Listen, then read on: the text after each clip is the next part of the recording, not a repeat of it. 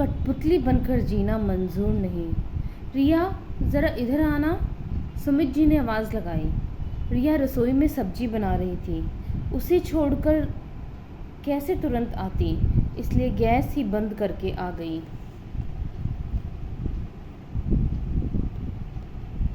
जी mummy जी, कहिए, रिया ने पूछा। मेरी घड़ी नहीं मिल रही है, उसे ढूंढ दो, सुमित जी ने कुर्सी पर बैठकर कहा। आप कहीं जा रही हैं? नहीं तो, मैंने तो ऐसे ही कह दिया। रिया झेप गई और घड़ी ढूंढने लगी। साड़ियों की अलमारी में देखा, पलंग की दोनों साइड टेबल में देखा, रुमाल के नीचे तराशा, पर घड़ी कहीं नहीं मिली। तभी सुमिता जी ने कहा, अच्छा याद आया, मेरे पर्स में होगी, तुम जाओ अपना काम कर लो। रिया को 15 मिनट हो चुके थे। वो रसोई में गई और फिर से गैस जलाकर सब्जी बनाने लगी। तभी सुमिता जी आ गई। मेरा तो खाना लगा दो, नीचे मेरी सहेलियां घूमने के लिए इंतज़ार कर रही हैं। मम्मी जी, अभी सब्जी बनने में समय लगेगा। ओहो, तुम भी कितने धीरे धीरे काम करती हो, अभी तक भी सब्जी नहीं बनी, इतनी देर क्या कर रही थी? सुमिता जी गुस्से में बोली। रिया की जुबान नहीं खुली। अभी 3 ही महीने शादी को हुए थे, एकदम से सास को कैसे जवाब देती। फटाफट हाथ चलाया और सब्जी बनाकर खाना परोस दिया। तब तक ससुर जी भी आ चुके थे। उनका खाना लगाया और हरीश ने घंटी बजाई। बहू, दरवाज़ा खोल दो। रिया ने रोटी बनाते हुए हाथ धोए, दरवाज़ा खोलने गई। सोफे पर ही ननद रिंकी बैठकर टीवी देख रही थी। उसने उठकर दरवाज़ा भी नहीं खोला। अंदर आई तो सास बोली, ससुर जी की थाली में रोटी नहीं है, थोड़ी जल्दी हाथ चलाया करो। रिया चुप रही और रोटी बनाने लगी। हरीश ने कपड़े बदले और वो भी खाना खाकर कमरे में चला गया। रिया को रसोई समेटने में देर हो गई। कमरे में पहुंची तो हरीश चिल्लाकर बोला, कब से तुम्हारा पति कमरे में अकेला बैठा इंतज़ार कर रहा है और तुम हो कि रसोई के कामों में लगी हो। रिया को हरीश का चिल्लाना और वो स्पर्श दोनों कांटों के समान लग रहा था।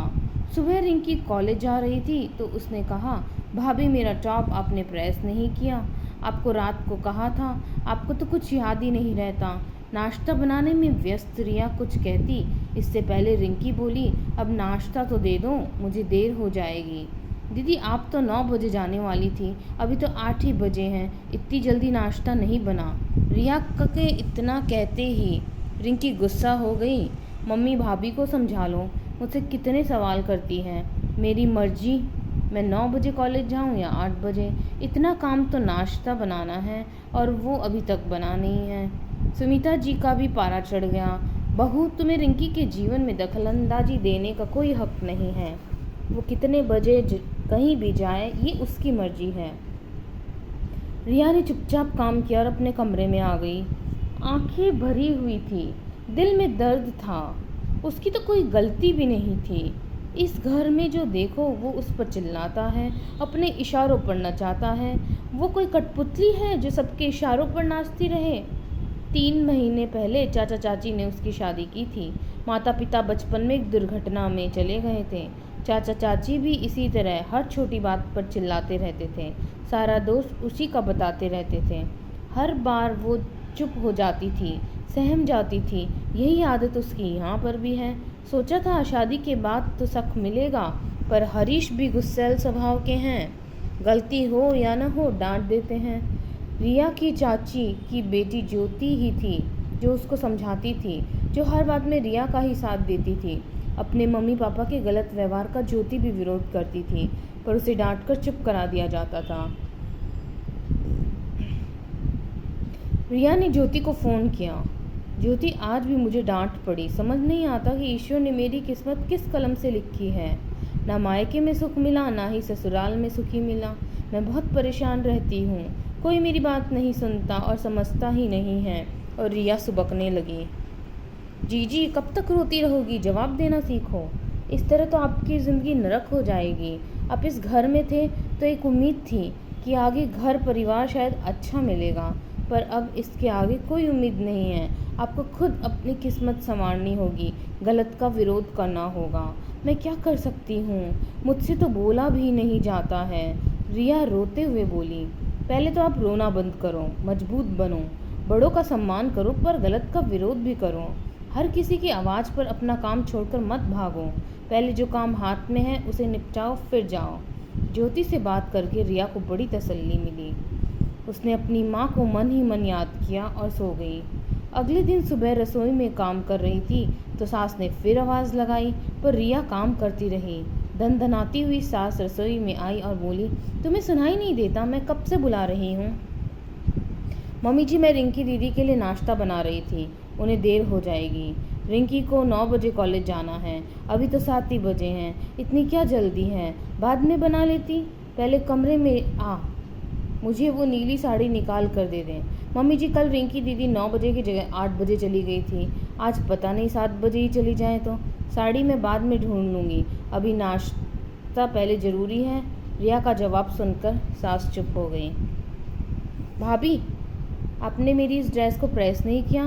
मुझे दोस्तों के साथ पार्टी में जाना है, रिंकी ने टीवी देखते हुए कहा। आप खुद भी प्रेस कर सकते हो, मुझे रसोई में काम है। वैसे भी तो आप टीवी ही देख रहे हो, अपने काम खुद करिए, मुझे और भी काम होते हैं। रिया के जवाब के आगे रिंकी की बोलती बंद हो गई। अब उसने अपना कोई भी काम रिया को बताना ही छोड़ दिया। रात को रिया ने सबके लिए रोटी बनाकर कैसरोल में रख दी और खुद कमरे में चली गई। वहाँ हरीश को आश्चर्य हुआ कि आज इतनी जल्दी कैसे आ गई। खाना नहीं बनाना क्या?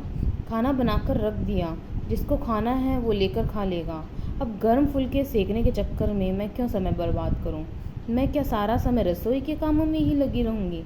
रिया की बातें सुनकर हरीश झेंप गया, उसके पास कोई जवाब नहीं था। 2 दिन में सबकी अकल ठिकाने आ गई। अब रिया सबकी आवाज़ पर दौड़ती हुई कठपुतली नहीं रही।